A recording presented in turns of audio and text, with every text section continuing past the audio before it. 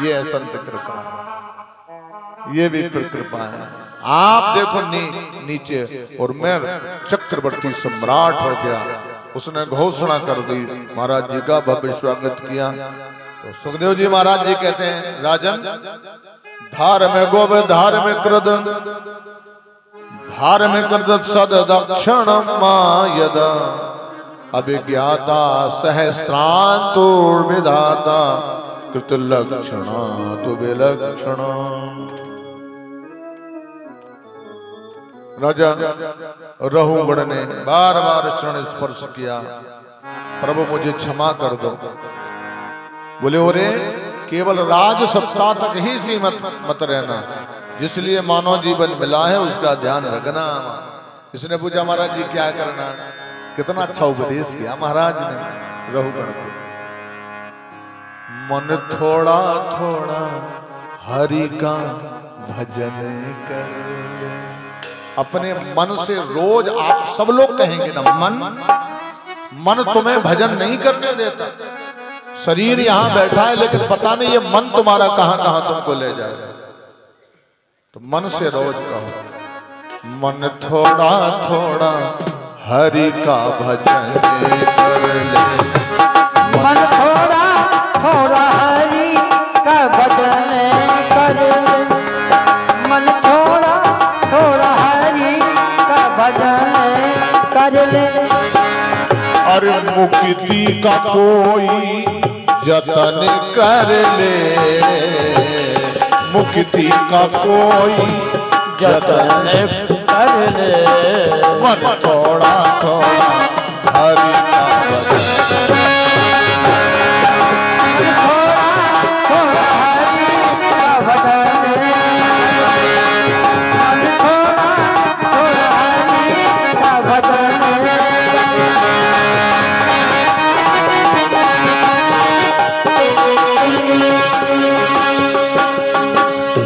संगत कर अच्छे लोगों की, संगत कर अच्छे लोगों की, संगत कर अच्छे लोगों की, संगत कर अच्छे लोगों की, दवा मिल जाएगी सभी लोगों की, दवा मिल जाएगी सभी लोगों की। जीवन को अपने चमन कर ले, जीवन को अपने चमन कर ले, मन थोड़ा थोड़ा हरि का मन थोड़ा थोड़ा हरि का भजन कर, मन थोड़ा थोड़ा हरि का भजन।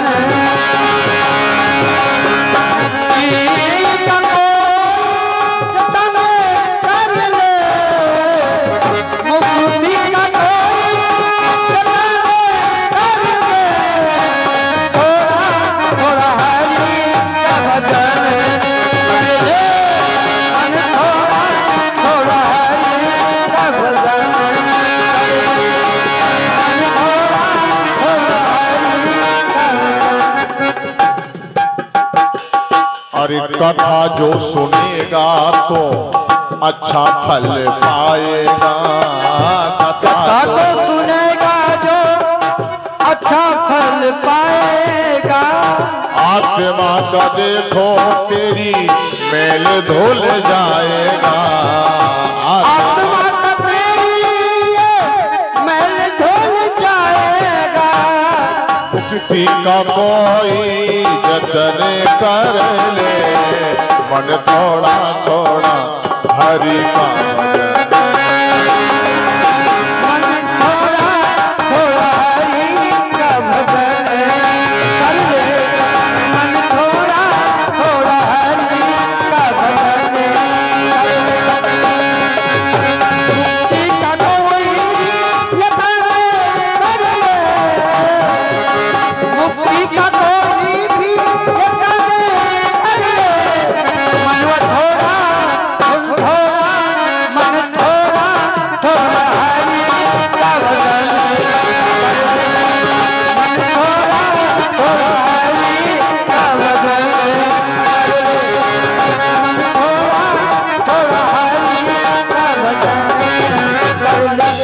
और मन थोड़ा थोड़ा हरि का भजन कर ले। और ये भजन कब होगा? भजन के लिए भी कुछ प्रयास करना पड़ेगा। क्या करना पड़ेगा? जैसा खाओ अन्न वैसे ही बने मन। अन्न अच्छा खाना पड़ेगा, भोजन करना पड़ेगा। भोजन अगर भोजन करोगे तो भजन होगा, और खाना खाओगे तो भजन नहीं होगा। खाना खाओगे ना तो भजन नहीं होगा। तुम चाहोगे भी तो नहीं कर सकते। तुम चाहोगे कि हम रोज मंदिर जाएं तो नहीं जा सकते। तुम चाहोगे कि हम प्रयागराज जाएं तो नहीं जा सकते, क्योंकि खाना खाया है। अब खाना को उल्टा करो जरा। खाना लिखा ना, खाना, इसको पलटो तो क्या बन जाएगा? ना खा बनेगा ना, ना खा। जो नहीं खाना है उसको खाना है ना। जो नहीं खाना उसको खाने में लगाएं तो यमराज आएंगे, वो काली सफारी वाले, काली, जो पकड़ के ले जाएंगे। फिर बीच में पूछेंगे तेरा क्या होगा रे कालिया, बोल। जो नहीं खाना था उसी को खाने में लगा रहा, जो नहीं गाना उसको गाने में लगा रहा, और जो नहीं खाना उसे खाने में लगा रहा। और जो नहीं जाना है जहां वहां जाने में लगा रहा, और जहां जाना चाहिए वहां नहीं जा रहा। अब भोजन में और खाना में क्या अंतर? इसका विधान अलग है। भोजन बनाने का अलग नियम है, अलग क्रिया है, और खाना बनाने का अलग नियम है। भोजन कैसे बनाया जाता है? भोजन वाली टीम ये बैठी, ये बनाने वाली, ये भोजन बनाने वाली टीम। आपको तो थाली में परोस के दिया, हम आप शुरू कर दिया भोजन। ये मंत्रालय है, भोजन मंत्रालय, और इसी शक्ति के द्वारा ही हम आप भजन कर सकते हैं। ये भोजन जब जहां जिस घर में जिस चौके में भोजन कहां बनता है? भोजनालय में। भोजनालय में भोजन बनता है। और खाना कहां बनता है? किचन में। किचन में बनता है। जहां किचन है ना वहां खाना बनता है, और जहां भोजनालय भोजन बनता है। भोजन। अब भोजन बनाने वाली जो हमारी बहनें हैं, जो हमारी माताएं, वो कैसे बनाती हैं ना? बिना स्नान किए भोजनालय में नहीं कोई जा सकता। स्नान करके अच्छे से वस्त्र पहन करके, और जैसे ही भोजनालय में प्रवेश करेंगे तो वहां दो देवता बैठे रहते हैं भोजनालय में। एक अन्नपूर्णा और एक कुबेर जी महाराज आपके भोजनालय में विराज। कहां किस जगह बैठते हैं? जहां आटा का बर्तन रखा, जिसमें आटा भरा हुआ, जिसकी रोटी बनाई जाती, वो आटा जिस कनिस्टर में हो, टंकी में हो, जिस पात्र में आटा रखा हो, वहां कौन रहता है? भगवान शंकर का परम सेवक धनाध्यक्ष कुबेर। कुबेर का निवास है वहां। इसलिए सदा आप लोगों को ध्यान रखना चाहिए, जहां भोजनालय हो, जहां आपका आटा का बर्तन रखा है, उसमें कभी जूठे टुकड़े नहीं होने रखना चाहिए। चल्लोसन नहीं डालना चाहिए। कई देवियां करते हैं आटा छाना उसी में डाल दिया, तो उसमें ये चोकर नहीं डालना, उसमें चल्लोसन नहीं डालना, उसमें उसको जूठा नहीं छूना। देखो जूठा छूने का एक गजब प्रभाव उदाहरण है, हल्का सा, बहुत छोटा सा। अगर आप जूठा छू लेंगे तो एक छोटा सा जीव बता देगा कि आपने जूठा छू लिया। छोटा सा जीव, बहुत छोटा होता है। क्या बोलते हैं उस जीव को? सबसे छोटा जीव क्या? चींटी होता ना, सबसे छोटा जीव चींटी। कितना छोटा सा। आप गुड़ शक्कर मिठाई खुले में रख दीजिए, जूठा भर मत छूना, चींटियां कभी उस पर नहीं हो सकती। आपकी रोटी में चींटियां नहीं हो सकती, आपकी सब्जी में चींटियां नहीं हो सकती, आपके गुड़ में चींटियां नहीं हो सकती, आपके शक्कर में चींटियां नहीं हो सकती। और किसी ने भी जूठा छू लिया तो फिर चींटियां रुक नहीं सकती। कितना हल्का उदाहरण है, एक छोटा सा जीव चींटी, वो कितना ज्ञानी है, वो जानता है कि इसने जूठा छू लिया। तो जब चींटी को ये ज्ञान है और चींटी आपको संकेत कर सकती है कि जूठा हो गया, तो देव कोई भी जूठी चीज देवता लोग स्वीकार नहीं करते। तो कौन देवता रहता है आपके उसमें? कुबेर। इसलिए कभी भी वो जो आटा वाला पात्र है उसमें ना तो जूठे बिस्किट के टुकड़े होने चाहिए, न जूठा छूना चाहिए, न सब्जी जूठी रखना चाहिए, न पूरी पराठे के जूठे टुकड़े होने चाहिए। उसमें चूंकि भोग लगेगा भगवान को। दूसरा अन्नपूर्णा विराजी है, जहां आप साग बनाने वाली सामग्री रखी है वहां अन्नपूर्णा सदा पूर्णा इनका निवास है।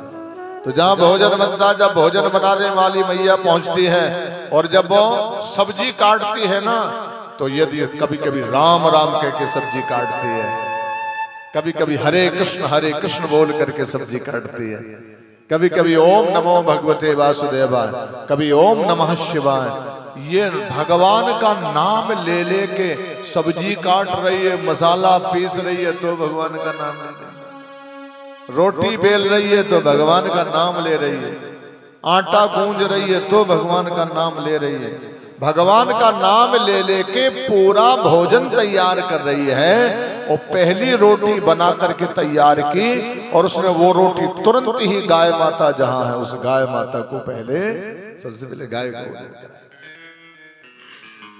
और जो अंतिम रोटी है ना उस अंतिम रोटी को कुत्ता के लिए निकाल के, ये दो रोटी कुत्ते का अधिकार है अंतिम रोटी में, पहली रोटी में गाय का अधिकार है, गाय माता का। कभी गाय की रोटी नहीं खाना चाहिए, कुत्ते की रोटी नहीं खाना चाहिए, दो रोटियां निकाल के रखो।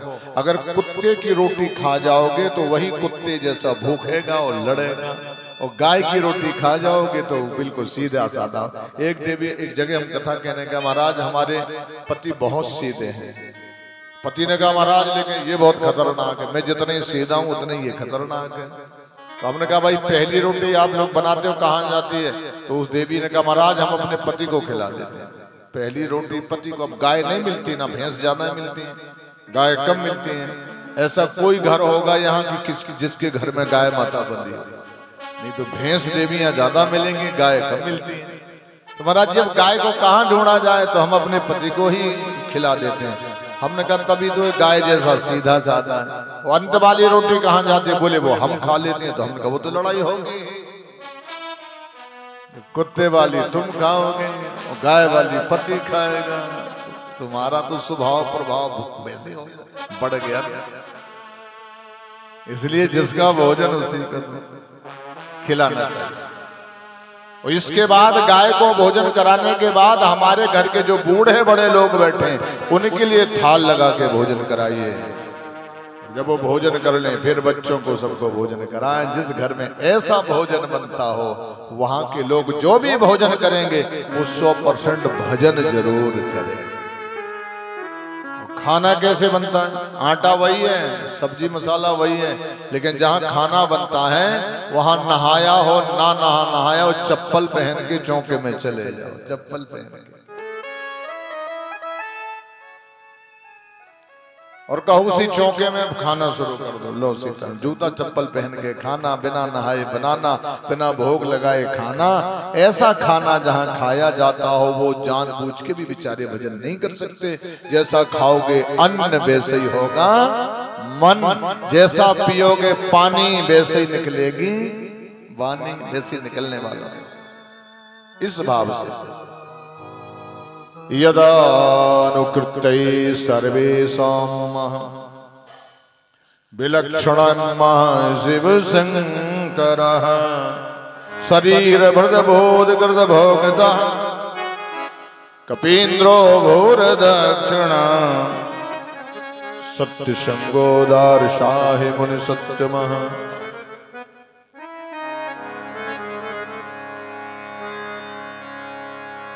ब्रह्मा जी के एक मानस पुत्र हैं जिनका नाम है दक्ष, और दक्ष ब्रह्मा जी की गोदी से प्रकट हो।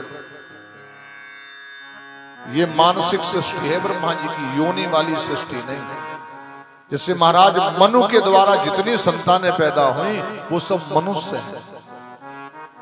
मनु ने जितनी संतानें पैदा की वो सब मनुष्य हो।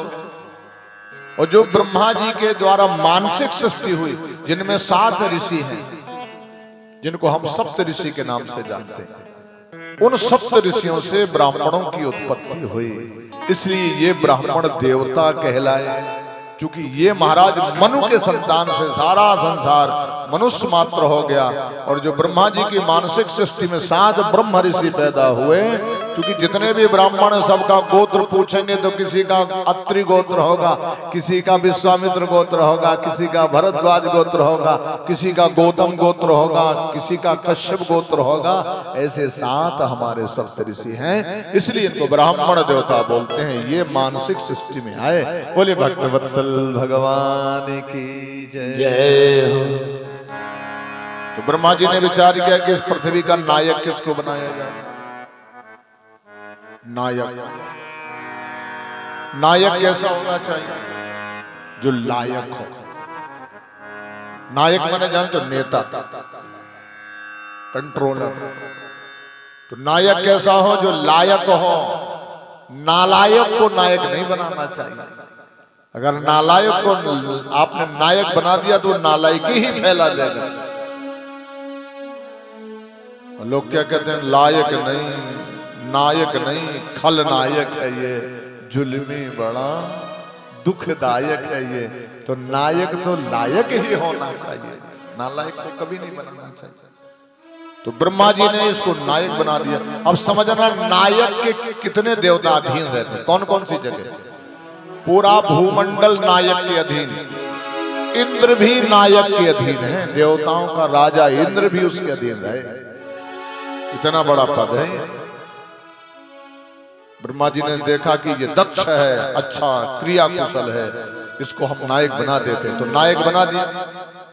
और नायक बना दिया तो पद का मद बड़ा खतरनाक है। ये पद का मद बहुत जल्दी अपना काम करता है। तो ब्रह्मा जी ने नायक तो बना दिया, लेकिन पद का जो पावर है वो सब कोई सहन नहीं कर पाता। ऐसे बिरले लोग हैं जो पद के करंट को सहन कर जाएं।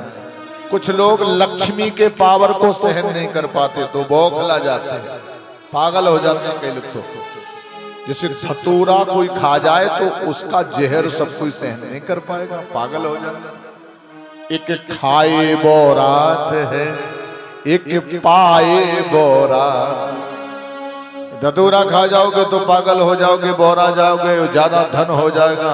अगर आपका कंट्रोलर ठीक नहीं है, आपका भजन ठीक नहीं है, आपकी सेवा ठीक नहीं है तो पागल हो जाओगे, पगला जाओगे, उल्टा सीधा करने लग जाओगे।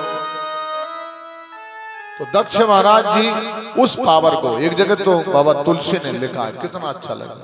ऐसा संसार में शायद ही कोई होगा जो पद पा करके मद ना आ जाए।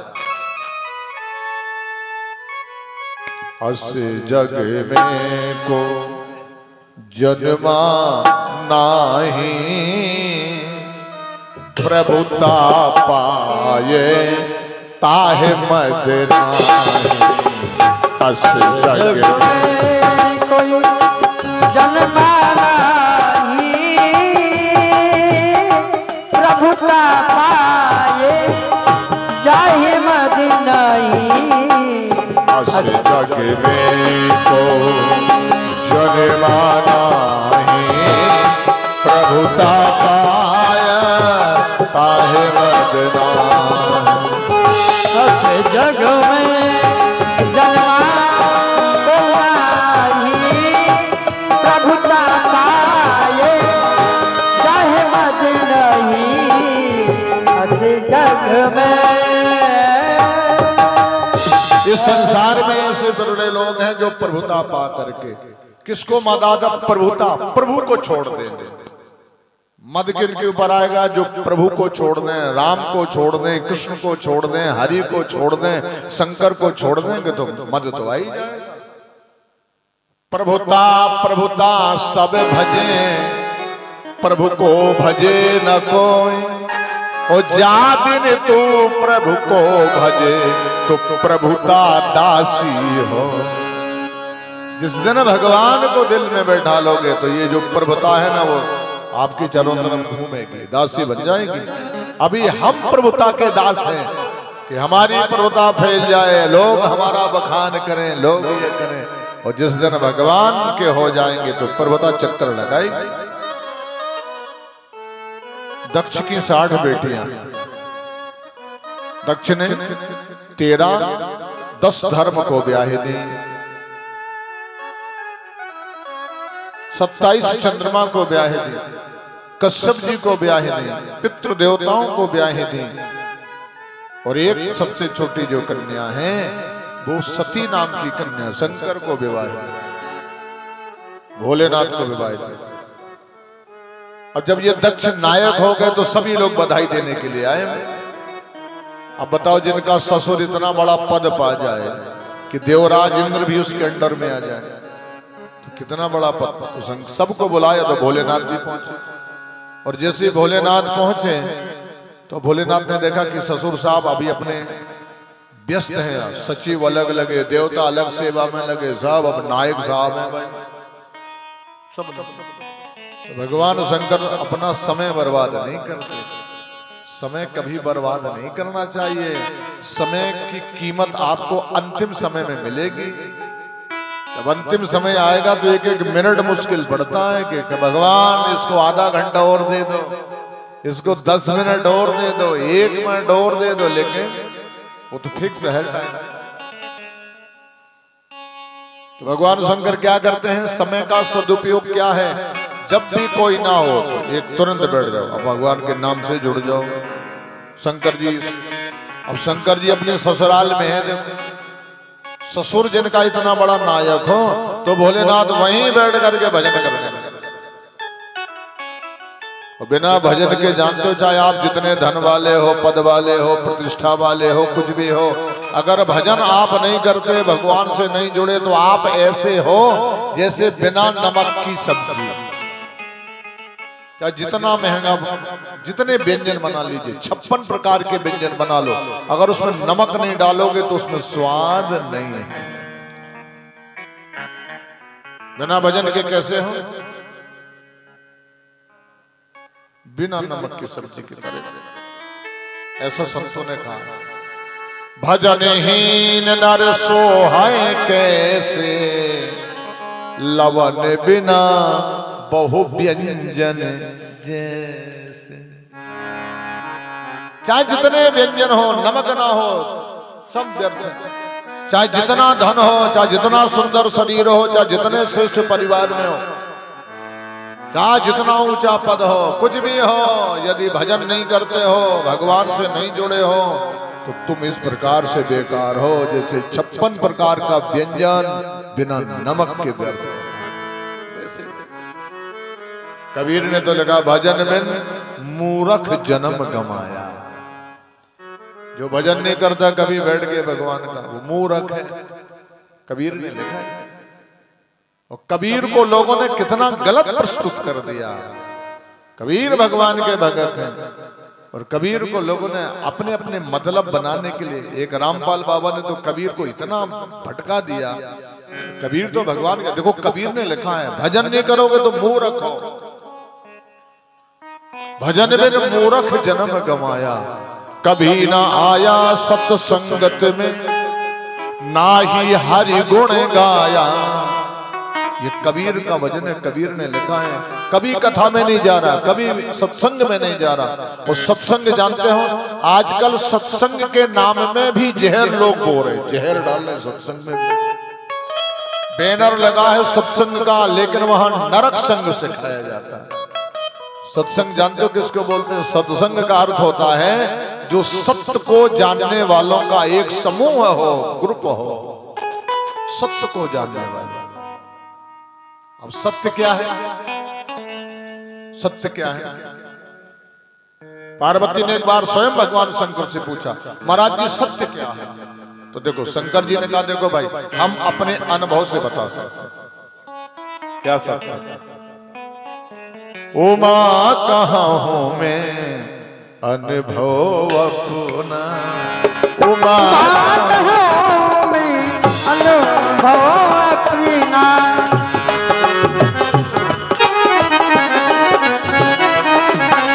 अरे उमा कहाँ हूँ मैं अनुभव अपना, सत हरि भजन जगत सब सपोना, सत हरि भजन जगत सब सपना, हरि भजन जगत सब सपना। देखो भोलेनाथ का स्टेटमेंट है ये। महादेव ने कहा सत हरि भजन, सत्य तो भगवान का भजन ही है, बाकी सब सपना, कोई नहीं अपना, सब सपना। यही कबीर ने लिखा, भजन बिन मूर्ख जन्म गमाया, कभी ना आया सत्संगत में, ना ही हरि गुण गाया, ऐसे रहा बैल की नाई, सुबह उठा और खाया, यह संसार फूल संबुल का, संबुल माने होता कपास, ये संसार कपास का फूल है और ये जीव उड़ रहा है संसार में, पक्षी कोई जीव उड़ रहा है, कपास के पेड़ पर बैठ गया, बड़ा खुश है, कितना अच्छा पेड़ है, इसमें कितना बड़ा लाल लाल फल लटक रहा है। ये जीव रूपी पक्षी ने देखा कि कितना अच्छा फल लटक रहा है कपास का, सोचा कि इसमें तो रस ही रस भरा होगा, इसमें तो संतुष्टि हो जाएगी। यह है संसार फूल संबुल का, शोभा देख लोभाया, मारी चोंच रुई निकसाई, और चोंच मारी तो उसमें रस है नहीं, रुई भरी है उसके भीतर। मारी चोंच रुई निकसाई, सिर धुन धुन पछताया, ओ कहत कबीर सुनो भाई साधु, हाथ कछु नहीं आया, भजन बिन मूर्ख जन्म गवाया। सत्य क्या है? हम लोग लास्ट में बोलते हैं जब कोई मर जाता है, संसार छोड़ देता है, तो जो उस मुर्दा को जलाने के लिए मरघट में जा रहे हैं वो सब पीछे से बोलते हैं राम नाम, बोलते हैं राम नाम सत्य। एक संत खड़े थे, संत एक बगिया में, शंकर जी के बगिया में रुके थे भोलेनाथ के मंदिर में। उन्होंने देखा कि लाखों की भीड़ लगी है, कोई महापुरुष चला गया, वो सामने खड़े हो गए। उन्होंने कहा भैया, जैसे रास्ते में खड़े हो गए तो यात्रा ठहर गई। बड़ा अच्छा सा विमान बना था, लाखों लोग चिल्ला रहे थे राम नाम सत्य है, सत्य कहो मुक्त है। तो संत ने पूछा भैया ये क्या बोले, कौन महापुरुष चला गया? बोले यहाँ का राजा चला गया महाराज। तो भैया क्या बोल रहे हैं आप लोग? बोले हम महाराज जी बोल रहे हैं राम नाम सत्य है, सत्य कहो मुक्त है। तो संत ने कहा ये किसको सुना रहे, किसको सुना रहे को राम नाम सत्य? बोले महाराज जी को, राजा को। तो संत ने कहा क्या राजा को सुनाई पड़ रहा है? जब इसको सुनाई पड़ता था तब तुम लोगों ने कभी कहा कि राम नाम सत्य है? तब आज तक नहीं कहा कि राम नाम सत्य है। जब इसको सुनाई नहीं पड़ रहा, कितनी जोर जोर से नारे लगा रहे हो राम नाम सत्य। क्या तुम अपने घर में अपने बच्चों को सिखाते हो, पत्नी को सिखाते हो, अपने भाई बेटों को सिखाते हो कि राम नाम सत्य है? अपने बच्चों को क्या सिखाते हैं? बालपन सिखायो कि खेल कूद सत्य है। अपने बच्चों को यही सिखाते हो ना, बालपन सिखायो कि खेल कूद सत्य है, जवानी में सिखायो कि काम दाम सत्य है। ओ पिंजड़े का पंछी जब पिंजड़े को छोड़ चला, तब फिर सिखायो कि राम नाम। आप बोल रहे हो कि राम नाम सत्य है, तो भोलेनाथ क्या करते हैं? सत्य को पकड़ते हैं। ये नाम ही सत्य है, भगवान का भजन ही सत्य है। तो भोलेनाथ ससुराल में बैठ के भी, और ये भजन कभी नहीं कहीं नहीं छोड़ना चाहिए, कभी नहीं छोड़ना चाहिए। चाहे ससुराल में रहो, चाहे घर में रहो, परिवार में रहो, कहीं भी जाओ। अब ससुराल में तो भोजन तो नहीं छोड़ते ना, ससुराल में जाओगे फिर कितनी बार नाश्ता, फिर कितनी बार ये, फिर पता नहीं क्या क्या, ये नहीं छोड़ते। लेकिन जो सत्य है उसको छोड़ देते। भजन छोड़ दिया, भोजन नहीं छोड़ना। जीजा जी आए हैं तो ये नाश्ता कर ले, फूफा जी आए हैं तो ये गोलगप्पा खा ले, डोसा, मोसा, समोसा, पता नहीं इडली मिटली, पता नहीं क्या क्या धर दिया जाए, सब छानने में लग जाए। भजन छोड़ना, भजन। तो भोलेनाथ भजन करने के लिए जैसे बैठे, भगवान की नंदी, श्रृंगी, भृंगी आदि सभी गण खड़े, सभी गण भोलेनाथ के खड़े। दक्ष निकला, और जैसे दक्ष निकला सभी देवमंडल खड़ा हो गया, फूल बरसाने लग गए। महाराज नायक दक्ष की जय हो, सब देवता बोल रहे हैं, सब हाथ जोड़ करके खड़े। लेकिन भोलेनाथ विराजे, भोलेनाथ नहीं खड़े हुए। और जैसे भोलेनाथ नहीं खड़े हुए तो ये भोले के सामने खड़ा हो। इसने कहा लाल लाल आंखें की, इसने क्रोध आ गया, इसको क्रोध, और क्रोध में ही पाप होता है, क्रोध से ही धर्म भागता है तुम्हारे शरीर से। करहि क्रोध जिम धर्म ही दूरी। क्रोध तुम्हें, क्रोध से क्या नुकसान होता है जानते हो? क्रोध से तुम्हारे जीवन से धर्म भागता है। अब क्रोध में तो तुम्हारे घर में कोई नहीं रुकेगा। जहां जिस घर में रोज लड़ाई बड़ाई होती हो वहां कोई रुकेगा क्या? कोई नहीं रुकेगा। एक सेठ जी थे और सेठ जी के बेटे की शादी थी, और सेठ का साड़ू भाई बहुत बड़ा फैक्ट्री मालिक था, तो नहीं आ पाया टाइम पर। और जैसे टाइम पर नहीं आया तो 4 महीने बाद आया वो, कि साड़ू भाई को बुरा ना लग जाए। तो उसके बेटे ने और बहू ने बड़ा स्वागत किया। अपने मौसा जी आए, हमारे मौसा जी बहुत बड़े व्यापारी हैं। कहा मौसा जी आपको टाइम नहीं मिला? बेटा क्या बताएं, इतना व्यापार बड़ा है, समय नहीं मिला।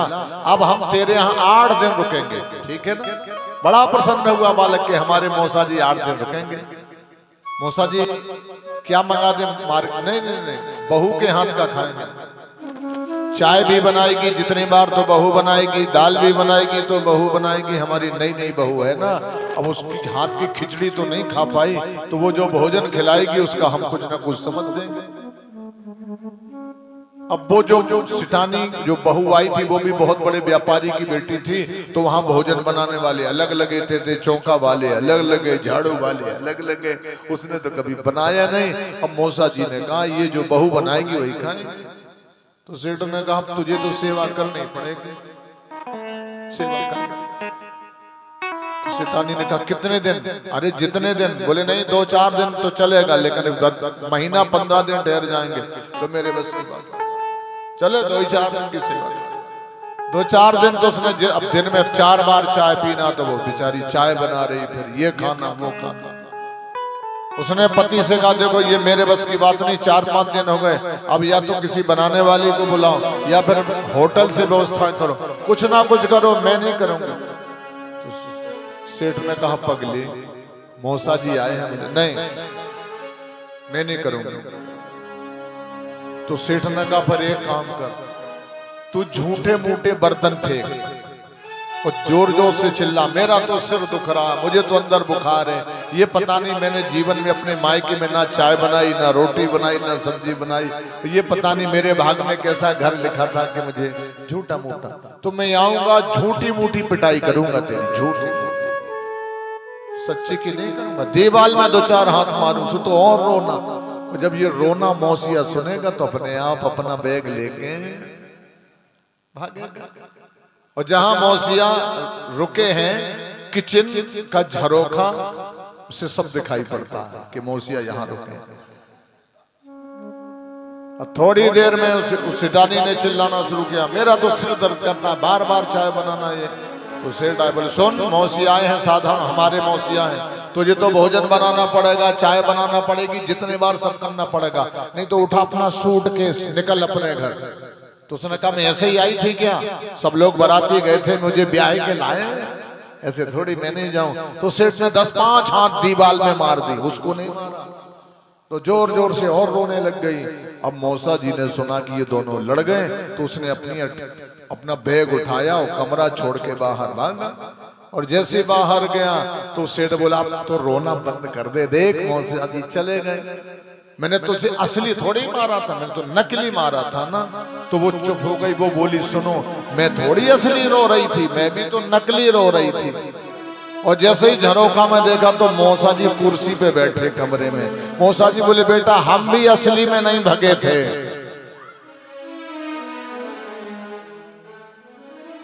हम भी नकली में भगे थे ना, नकली।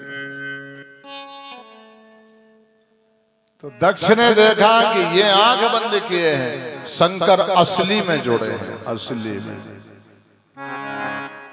और दक्ष नकली में भड़क रहा है, नकली में भड़क रहा हो, शिव असली से जुड़े हुए। कहा इसको आज से हमारी इसकी रिश्तेदारी खत्म, ये मेरा भले ही दामाद है लेकिन आज पता चल गया कि मेरा अपमान कर रहा है।